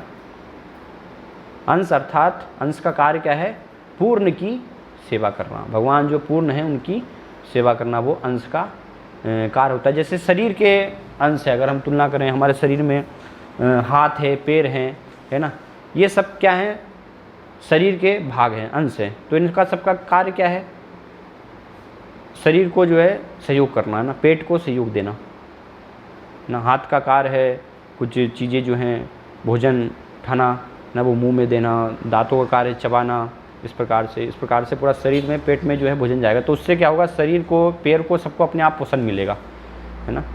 लेकिन हाथ पैर जो है सब सोचे अलग रूप से, स्वतंत्र रूप से, मैं खुद ही जो है, हाथ सोचे कि नहीं मैं खुद जो है स्वादिष्ट रसगुल्ले का भोग करूँगा, मुंह को नहीं दूंगा, तो उसकी क्या स्थिति हो जाएगी फिर, है ना। वास्तव में एक कथा आती है हितोपदेश में कि एक बार जो है सारी जो इंद्रियां हैं उन्होंने क्या है जो है वो सब हड़ताल पे बैठ गए है ना। भौतिक जगत में भी हम देखते हैं कई बार जो है इस प्रकार से होता है, लोग जो है ऐसे आंदोलन करने लगते हैं। तो सारी इंद्रियों ने जो है अब मना कर दिया कि अब हम क्यों, जो है सारी मेहनत तो हम कर रहे हैं, है ना। पैर कहते हैं कि मैं जो है प्रयास करता हूँ सारा चल करके, हाथ कहते हैं मैं सब चीज़ों के लिए खाता हूँ, बस जो है मुंह खाता है और मज़े से जो है पेट में हो जाता है, कुछ करना ही नहीं पड़ता है तो इसलिए उन्होंने कार्य करना बंद कर दिया। तो फिर क्या हुआ, कुछ समय में हाथ है, पैर है, सारी शक्ति जो है उनकी निर्बल होने लगी। तो दोबारा से फिर उन्होंने जो है एक मीटिंग की कि हम तो छीन हो रहे हैं, हमारी शक्ति कम हो रही है ना। तो फिर उनको समझ में आया कि वास्तव में जो है हमारी स्वाभाविक स्थिति है पेट को जो है भोजन देना, तो उसमें अपने आप हमें भी जो है संतुष्टि पोषण प्राप्त होगा, हम स्वतंत्र रूप से भोग नहीं कर सकते। तो ऐसे ही हम अंश से भगवान के जीव, हम स्वतंत्र रूप से भोग करना चाहेंगे भगवान से अलग हो करके, तो हम छीन हो जाएंगे, है ना, कष्ट प्राप्त होगा, कभी संतुष्ट। लेकिन भगवान को हम आनंद देंगे, भगवान की सेवा करेंगे, तो उसमें भगवान को आनंद देने में भगवान से ज़्यादा फिर हमें आनंद प्राप्त होगा, है ना।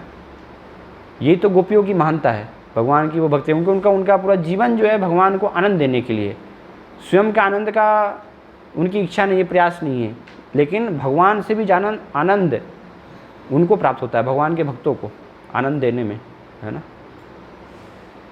तो ये स्वाभाविक स्थिति बताई गई है। फिर भगवान जो है भगवद्गीता में कहते हैं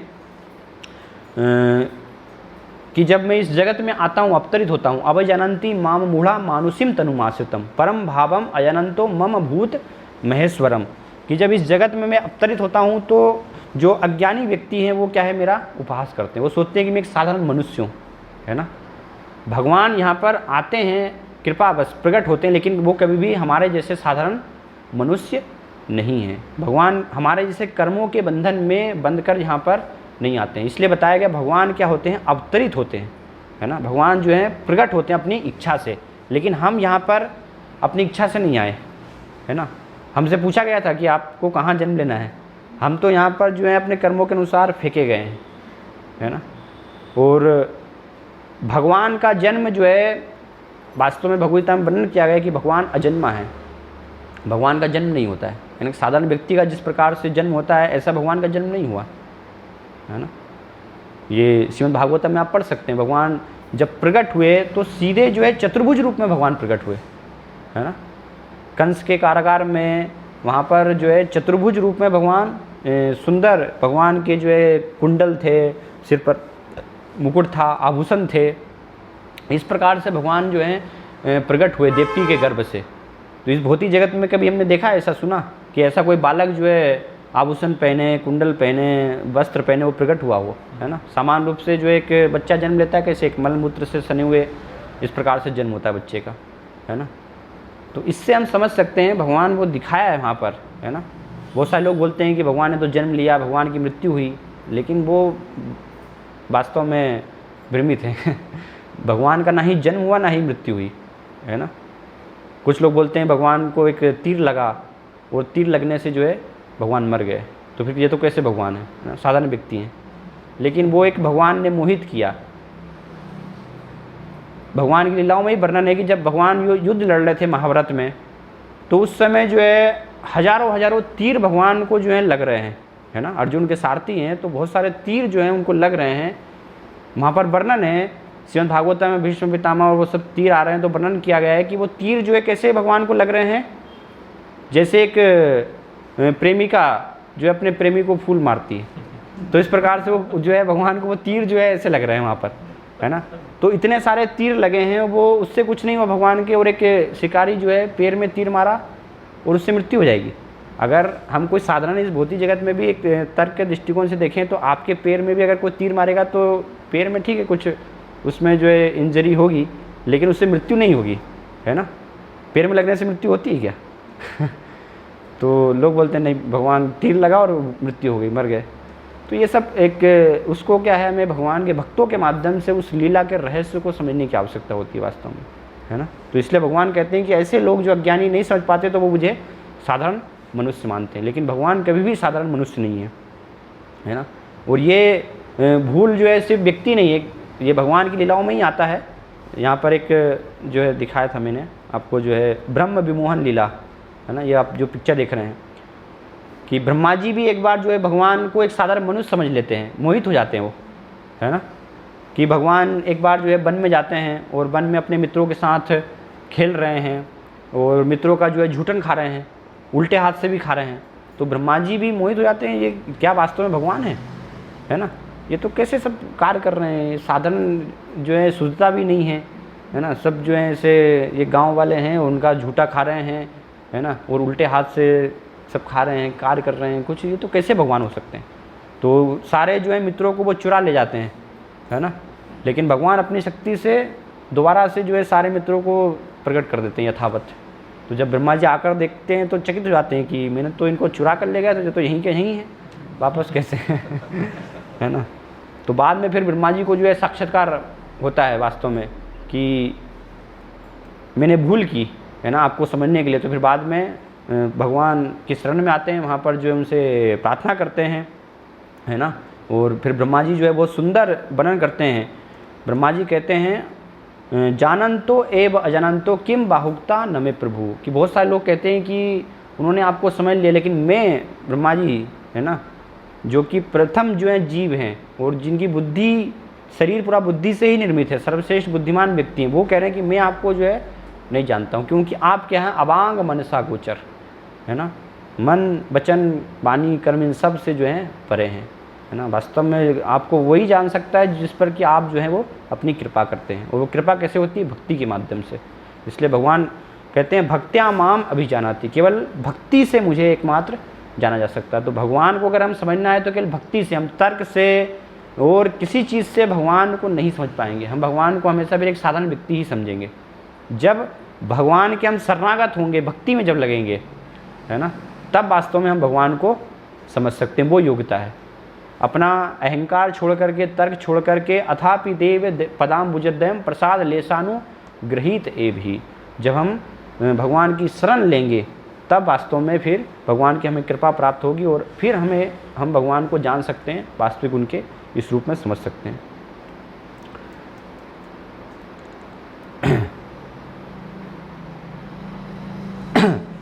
फिर भगवान जो है कहाँ रहते हैं, है ना, और भगवान की जो अलग अलग अवतार है, रूप है, तो उनमें भी क्या अंतर है, वो भी एक समझना आवश्यक है। कृष्ण, विष्णु, है ना, राम है, तो ये सब क्या है मुख्य रूप से। इनमें भी कई बार लोग जो हैं भ्रमित होते हैं। लोग कहते हैं कि विष्णु से जो है कृष्ण आए हैं, है ना, राम आए हैं, लेकिन वास्तव में कृष्ण जो हैं वो सबके स्रोत हैं, सभी अवतारों के स्रोत जो हैं वो कृष्ण हैं। कृष्ण से सारे जो हैं विष्णु, राम, जितने भी अवतार हैं वो सब कृष्ण से आते हैं, है ना। तो इसलिए स्वयं ब्रह्मा जी, ये शास्त्र का प्रमाण है, ब्रह्मा जी जो हैं ये अलग अलग भगवान के धामों की स्थिति को वर्णन कर रहे हैं, भगवान के जो रूप हैं, है ना। तो सबसे नीचे यहाँ पर देवी लोक वर्णन किया गया है, दिखाया गया। देवी लोक अर्थात ये भौतिक जगत जो है, इसको कहा गया देवी धाम, जिसमें कि हम रहते हैं, है ना, जिसमें कि जन्म मृत्यु जरा व्याधि ये दुख है, ये देवी लोक कहा गया है। देवी अर्थात दुर्गा देवी का धाम, दुर्ग, है ना, एक जेल के समान। फिर इसके ऊपर जो है शिव लोक है, शिव जी का लोक है, वो भी इस भौतिक जगत के ही अंतर्गत है ना, शिव लोक। और फिर इसके ऊपर वैकुंठ लोक, जो कि आध्यात्मिक जगत है, भगवान विष्णु का धाम, है ना, जिसमें कि एक वैकुंठ लोक नहीं, अनगिनत जो है वैकुंठ लोक है वहाँ पर बहुत सारे। और उससे भी फिर ऊपर गोलोक धाम, भगवान श्री कृष्ण का धाम, है ना। तो भगवान जब इस धरा पर आते हैं तो अपने गोलोक धाम से जो है यहाँ पर प्रकट होते हैं और स्वयं जो है गोलोक धाम को लेकर ही यहाँ पर आते हैं, है ना। तो इस भौतिक जगत में भी जो वृंदावन है, गोलोक वृंदावन है, वो हम जाते हैं तो हमें क्या भौतिक स्तर पर, क्योंकि अभी वो आँखें हमारी शुद्ध नहीं हैं, तो हम देखते हैं साधारण जगह जैसे और जगहों को देखते हैं उसी प्रकार से, लेकिन ये धाम वास्तव में दिव्य धाम है भगवान का। भगवान जब प्रकट होते हैं तो अपने धाम को भी लेकर के यहाँ पर आते हैं इस धरा पर।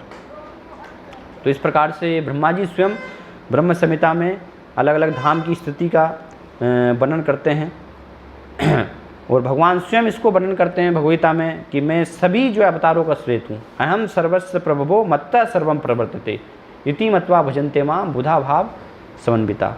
ये भगवद्गीता में भगवान चतुश्लोकी भागवत भगवद्गीता इसको कहा गया है ना। 10वें अध्याय में 4 श्लोकों में ये भगवद्गीता का गुह्य ज्ञान भगवान प्रदान करते हैं। तो उसमें बताते हैं कि कैसे कृष्ण से सारे जो हैं अवतार आते हैं। तो कैसे आते हैं उसके लिए हमें अवतारों को समझने की आवश्यकता है, तब हम वास्तव में ये रहस्य को समझ पाएंगे। तो 6 प्रकार के जो हैं भगवान के अवतार बताए गए हैं। पुरुषावतार भगवान के एक होते हैं, दूसरे लीलावतार होते हैं, फिर तीसरे गुणावतार, चौथे मनवंतरा अवतार होते हैं, 5वें युगावतार और 6वें सक्तावेश अवतार है ना। ये 6 प्रकार के भगवान के अलग अलग अवतार बताए गए हैं। लीलावतार अर्थात भगवान जिसमें कि लीलाएं कर रहे हैं बाल रूप से, राम कृष्ण है ना, ये सब जो हैं लीलावतार है। गुणावतार बताए गए हैं, 3 गुण सतोगुण रजोगुण तमोगुण के अधिष्ठाता देव जो है बनते हैं। तो उसमें ब्रह्मा जी, शिव जी और विष्णु, ये 3 गुणों के रूप में भगवान जो हैं गुणावतार लेते हैं। फिर पुरुषावतार हैं, युगावतार हैं, 4 युग में, एक युग में सतयुग, त्रेता युग, द्वापर युग, कलयुग, ऐसे हर युग में भगवान एक अवतार लेते हैं। और सक्तावेश अवतार, सक्तावेश अवतार अर्थात भगवान एक विशेष कार्य करने के लिए किसी व्यक्ति को विशेष शक्ति प्रदान करते हैं, उनको सक्तावेश अवतार कहा गया। जैसे व्यास देव, उनको शास्त्रों को लिखने की उन्होंने भगवान ने शक्ति दी, इसलिए व्यास देव को हम भगवान के सक्तावेश अवतार मानते हैं है ना। नारद जी हैं भक्ति का प्रचार करने के लिए, तो नारद जी को हम भगवान की भक्ति का सक्तावेश अवतार मानते हैं। इस प्रकार से अलग अलग जो है से सक्तावेश अवतार होते हैं। तो पुरुष अवतार कौन कौन से हैं, ये अवतार कैसे प्रकट होते हैं, ये बताया गया है। सबसे पहले बताया गया है एको नारायण आसीत। वेदों में बताया गया है कि एकमात्र जो है सृष्टि के प्रारंभ में कृष्ण थे और कोई भी नहीं थे। तो कृष्ण जो है आनंद को बांटने के लिए है ना, भगवान जो है आनंद का आदान प्रदान करने के लिए जीवों के साथ विस्तार करते हैं। सबसे पहले बलराम जी का, भगवान कृष्ण से पहला जो विस्तार होता है वो कौन सा होता है, बलराम है ना। बलराम भी स्वयं भगवान ही है ना, कोई भी अंतर नहीं है। हम लीलाओं में देखते हैं जब भी भगवान अवतार लेते हैं तो बलराम जी भी आते हैं है ना। जब कृष्ण जो है राम रूप से लीलाएं करते हैं तो बलराम लक्ष्मण के रूप में आते हैं। तो ऐसे हर अवतार में जो है कृष्ण और बलराम साथ में प्रकट होते हैं। फिर बलराम से अगला विस्तार होता है संकर्षण है ना, ये प्रकट होता है। 4 वास्तव में वहाँ पर व्यू का प्रकट होता है, संकर्षण, वासुदेव, अनिरुद्ध और प्रद्युम्न। ये 4 भगवान के विस्तार हैं, इनका प्रकट होता है। फिर इनसे जो है प्रकट होता है नारायण का है ना। 4 में से संकर्षण से प्रकट होता है नारायण का। फिर नारायण से जो है द्वितीय चतुर्व्यूह, संकर्षण, वासुदेव, अनिरुद्ध और प्रद्युम्न, उनको चतुर्व्यूह बोलते हैं। तो ये प्रकट होते हैं। और द्वितीय चतुर्व्यूह में जो संकर्षण हैं उनसे 3 विष्णु प्रकट होते हैं, कारणोदकसाय विष्णु, गर्भोदकसाय विष्णु और क्षीरोदकसाय विष्णु। ये वर्णन किया गया। कारणोदकसाय विष्णु जो है वो क्या है, ये एक जो पूरा ब्रह्मांड है ना, जिसमें कि अलग अलग 14 लोक हैं, ये पृथ्वी लोक और स्वर्ग लोक अलग अलग, ये एक पूरा ब्रह्मांड है ना। तो जब सृष्टि नहीं हुई होती है उस समय पूरा जब जल मग्न होता है तो जल में भगवान कारणोदकसाई विष्णु जो हैं वो लेटे रहते हैं और वहाँ पर उनके श्वास से अलग अलग ये ब्रह्मांडों की उत्पत्ति होती है। भगवान जब श्वास लेते हैं तो ये सारे ब्रह्मांड प्रकट होते हैं। जब भगवान श्वास वापस जो है ग्रहण करते हैं तो सारे ब्रह्मांड जो है वो उनका विनाश हो जाता है। ये श्रीमद् भागवतम में इसका विस्तार से जो है वर्णन किया गया है। जब हम श्रीमद् भागवतम में इसको अध्ययन करेंगे 3 स्कंद, तो पूरा और विस्तार से अच्छे से हम इसको समझ सकते हैं। फिर कारणोदकसाय विष्णु से गर्भोदकसाय विष्णु है ना। गर्भोदकसाय विष्णु अर्थात एक जो ब्रह्मांड है, ब्रह्मांड क्या है, जड़ वस्तु है, लेकिन जब तक उसमें व्यक्ति का प्रवेश नहीं होगा वो अपने आप से कार्य नहीं करेगा। तो एक ब्रह्मांड को क्रियान्वित करने के लिए भगवान उसमें प्रवेश करते हैं गर्भोदकसाय विष्णु के रूप में। जब भगवान प्रवेश करते हैं तो वो ब्रह्मांड जो है वो कार्य करना प्रारंभ करता है। थोड़ा जटिल है समझना है ना, लेकिन धीरे धीरे हम भगवद गीता और बाकी फिर भागवतम जब समझेंगे तो इसको और अच्छे से फिर समझ सकते हैं। और फिर उनसे जो है विस्तार होता है गर्भोदकसाय विष्णु के माध्यम से क्षीरोदकसाय विष्णु का है ना। क्षीरोदकसाय विष्णु कौन है, ये जो है हर एक जो जीव है उनके अंदर जो परमात्मा है वो है क्षीरोदकशाही विष्णु, उनको कहा जाता है ना, जो क्षीर सागर में शयन करते हैं। कारणोदकशाही विष्णु जो है वो, ये तीनों परमात्मा हैं। तो अंतर क्या है, कारणोदकशाही विष्णु जो है वो एक पूरे ब्रह्मांड के परमात्मा हैं, है ना, जो ब्रह्मांड में अलग अलग सब लोक हैं। और गर्भोदकशाही विष्णु जो है एक, जो असंख्य, कारणोदकशाही विष्णु से असंख्य ब्रह्मांड प्रकट हो रहे हैं, तो उनमें से एक जो है ब्रह्मांड के गर्भोदकशाही विष्णु परमात्मा है। फिर अलग अलग जीव जो हैं उनमें क्षीरोदकशाही विष्णु परमात्मा के रूप में निवास करते हैं। तो इस प्रकार से ये अलग अलग जो है विष्णु, और जब भौतिक जगत में भगवान जब प्रकट होते हैं इस पृथ्वी लोक पर, तो भगवान प्रकट होते हैं यहाँ पर क्षीरोदकशाही विष्णु के माध्यम से, है ना। तो इसलिए कई बार लगता है लोगों को कि विष्णु के माध्यम से जो है अवतार हो रहा है सारे, है ना, लेकिन वास्तव में कृष्ण से सारे अवतार आए हैं। कृष्ण जो है सबके मूल हैं, लेकिन जब भगवान कृष्ण भी स्वयं इस जगत में आते हैं तो वो विष्णु के माध्यम से आते हैं। जैसे सूर्य प्रकट होता है पूर्व दिशा के माध्यम से, है ना, तो एक सूर्य ने एक नियम बनाया है कि पूर्व दिशा से प्रकट होना, लेकिन इसका अर्थ ये नहीं है कि पूर्व दिशा जो है वो सूर्य से श्रेष्ठ हो गई, है ना, या पूर्व दिशा जो है उसका पिता हो गया। वास्तव में सूर्य अपनी स्वतंत्रता से कहीं से भी प्रकट हो सकते हैं, है ना, लेकिन सूर्यदेव पूर्व दिशा से ही जो है प्रकट होते हैं। तो ऐसे ही भगवान जब आते हैं इस धरा पर प्रकट होते हैं अपनी लीलाएं करने के लिए, तो क्षीरोदकशाही विष्णु के माध्यम से प्रकट होते हैं। तो ऐसा लग रहा है कि विष्णु के माध्यम से अवतार हो रहा है, लेकिन वास्तव में भगवान स्वयं यहाँ पर जो है अवतरित होते हैं। तो ये सब जो है अवतारों के बारे में इस प्रकार से वर्णन किया गया है ना। ये आप देख सकते हैं कारणोदकशाही विष्णु और गर्भोदकशाही विष्णु, है ना। गर्भोदकशाही विष्णु के जो नाभि कमल है उनसे एक ब्रह्मांड, ब्रह्मा जी का प्राकट होता है ना। उनके नाभि कमल पर ब्रह्मा जी जो हैं उनका जन्म होता है। और क्षीरोदकशाही विष्णु जो हैं वो सबके परमात्मा हैं। तो जब भी देवी देवताओं को कुछ समस्या आती है तो वो किसके पास जाते हैं, वो क्षीरोदकशाही विष्णु के पास जाते हैं अपनी समस्याएं लेकर के, है ना। और भगवान जो है भगवद्गीता में कहते हैं कि जो सब देवी देवता हैं वो मुझे नहीं जान पाते। न मैं विदु सुरगना प्रभवम न महर्षय अहम आदिर हे देवानाम महर्षि नाम च सर्वस। मैं सभी देवताओं का भी, महर्षियों का भी आदि हूँ, है ना। तो मैं सबको जानता हूँ, सब मुझसे ही प्रकट होते, लेकिन कोई भी मुझे नहीं जान पाता। तो जितने भी जो देवी देवता हैं, भगवान और देवी देवताओं में ये क्या अंतर है ना। वो इसमें कई बार क्या भ्रमित होती है, हम सभी को एक मानते हैं कि सभी भगवान हैं, लेकिन सब भगवान नहीं हैं। भगवान शब्द का अर्थ ही है सर्वोपरि, अर्थात भगवान केवल एक ही होगा, है ना। वो बहुत सारे नहीं हो सकते। अगर बहुत सारे हैं तो फिर भगवान शब्द का कोई भी अर्थ नहीं रह जाएगा। तो बाकी जो भी हैं, इंद्र हैं, चंद्र हैं, गणेश हैं, दुर्गा, शिव, वो सब देवी देवता हैं, है ना। देवी देवता अर्थात एक भगवान की सृष्टि में एक उनको एक जैसे एक राजा होता है ना, राजा एक होगा लेकिन मुख्यमंत्री बहुत सारे हो सकते हैं, है ना। लेकिन कोई कहे कि सब जो हैं समान ही हैं, है ना। मान लीजिए शिवराज सिंह चौहान भी आ गए, प्रधानमंत्री भी आ गए, है ना, और आप जो है शिवराज सिंह चौहान को ही प्रधानमंत्री मान करके और उनका स्वागत कर रहे हैं कि आप ही जो हैं सर्वोपरि। लेकिन शिवराज सिंह चौहान बोल रहा है नहीं मैं नहीं हूँ, ये हैं वास्तव में मुझसे भी श्रेष्ठ प्रधानमंत्री, वो दिखा रहे हैं, फिर भी आप उन्हीं को सम्मान दे रहे हैं, तो फिर नरेंद्र मोदी को कैसा लगेगा, है ना। तो ऐसे जो है अगर हम देवताओं की पूजा कर रहे हैं और उनको मान कर कि हाँ आप ही सब कुछ हैं, है ना, आप ही राम हैं, आप ही कृष्ण हैं, तो भी लेकिन कृष्ण देवी देवता भी बोल रहे हैं कि नहीं हम नहीं हैं सर्वोपरि, सर्वोपरि हमारे भी ईश्वर कृष्ण जो हैं। तो इसलिए अंतर है कि देवता क्या बहुत सारे होते हैं लेकिन भगवान एक है ना। और जो देवता हैं वो सब भी भगवान के अंश हैं, भगवान से ही उनका जो है प्राकट हुआ है, लेकिन भगवान अपने आप में परिपूर्ण है, भगवान का किसी से प्राकट नहीं होता है ना। भगवान सृष्टि के जो हैं आदि से हैं, हर वस्तु उनसे प्रकट होती है ना। कई बार लोग पूछते हैं कि भगवान को किसने जन्म दिया, भगवान कैसे प्रकट हुए। भगवान सृष्टि के प्रारंभ से है ना। जब कुछ भी नहीं था तब एकमात्र केवल एको नारायण आसीत, एकमात्र भगवान थे।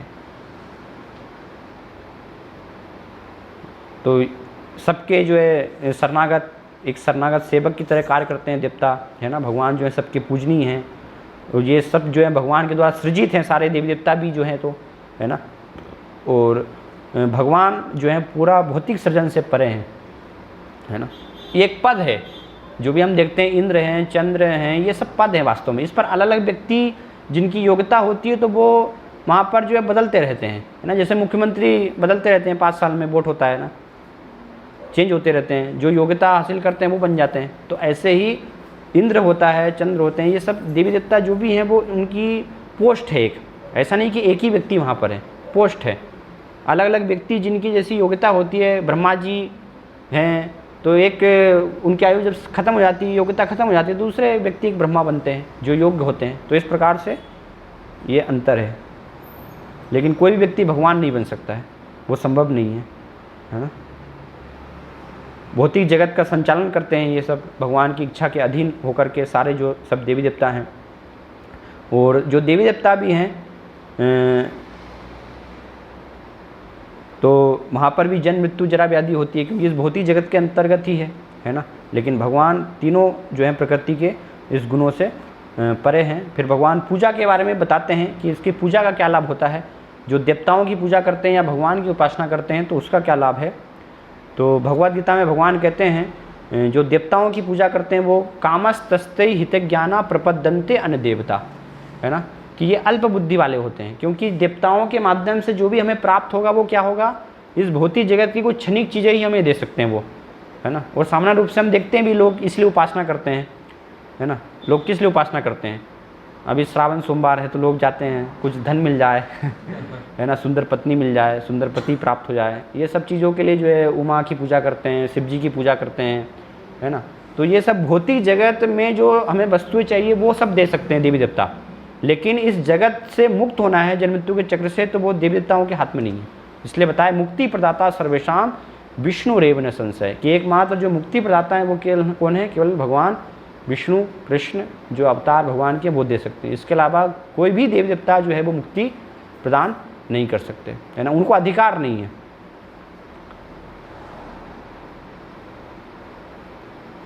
तो इसलिए बताया कि भौतिक और नाशवान लाभ उनसे जो प्राप्त होते हैं, क्योंकि धन देंगे कुछ भी होगा तो वो क्या है, इस जीवन के साथ सब कुछ क्षणिक है, समाप्त हो जाएगा, है ना। कुछ अगर हमें ऐश्वर्य धन जो भी इस जगत में प्राप्त भी हो रहा है, लेकिन भगवान जो है शाश्वत लाभ हमें प्रदान करते हैं, है ना। भगवान क्षणिक हमें चीज़ें नहीं देते हैं, है ना।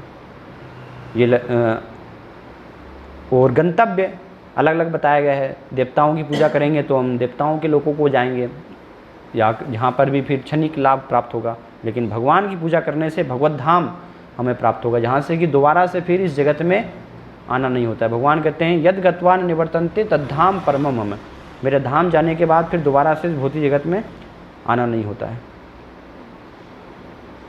और देवतागण जो है जो आप मांग करेंगे तो वो प्रदान करते हैं, लेकिन भगवान, है ना, हम क्या चाहते हैं वो नहीं देते हैं। भगवान जो है देखते हैं कि इनको आवश्यकता क्या है वास्तव में है ना, भौतिक चीज़ की आवश्यकता, इसलिए बताया गया है। इसलिए सामान्य रूप से क्या है, इस भौतिक जगत में हम देखते हैं कि लोग कृष्ण की शरण में नहीं जाते, क्योंकि उनको पता है कि यहाँ जाएंगे तो हमें भौतिक चीज़ें प्राप्त नहीं होगी। भौतिक चीज़ों के लिए अलग अलग देवताओं की शरण में ही वो जाते हैं, है ना। क्योंकि कृष्ण जो है कभी भौतिक जो है वरदान अपने भक्तों को नहीं देते, और बल्कि जो भी है तो वो छीन लेते हैं इसलिए एक बार युधिष्ठिर महाराज पूछते हैं भगवान श्री कृष्ण से कि कौन व्यक्ति समझ सकता है कि किस पर आपकी कृपा हो रही है ना, किस पर आपकी कृपा होती है, क्या जो जिनके पास धन है, ऐश्वर्य है, तो उन पर आपकी कृपा हो रही है।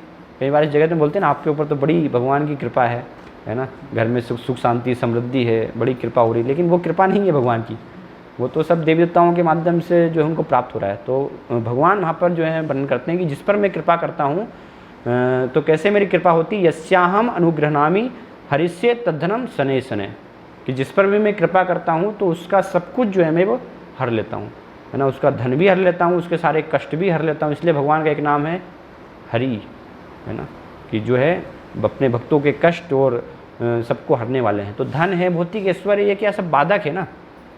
जब तक हम इनसे आसक्त रहेंगे तब तक हम भगवान की भक्ति में नहीं लग पाएंगे। तो भगवान क्या करते हैं, कृपावश जो है अपने भक्तों की जो आसक्तियाँ उनको छुड़ा देते हैं।